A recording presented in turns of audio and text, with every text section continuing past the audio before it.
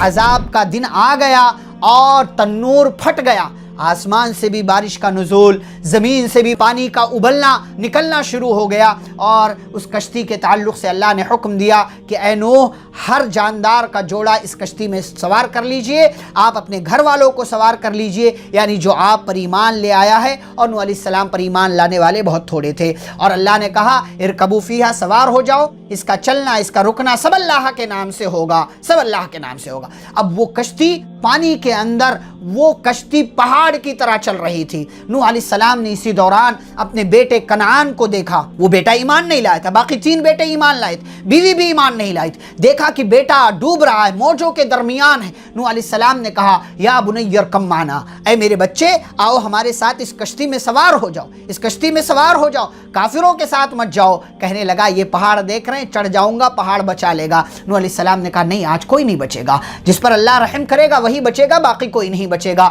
باپ بیٹے کی گفتگو چل رہی تھی، ایک موج آئی، اس موج میں وہ بیٹا چلا گیا اور ڈوب گیا۔ اور پھر اللہ نے زمین کو حکم دیا کہ اے زمین بس کرو، آسمان سے کہا بس کرو، وغید الماء، پانی چلا گیا، واستوت علی الجودی، اور کشتی جودی پہاڑ پر جا کر کے ٹک گئی، وقیل بعدا للقوم الظالمین، اور ظالموں کو اللہ نے ہلاک و برباد کر دیا۔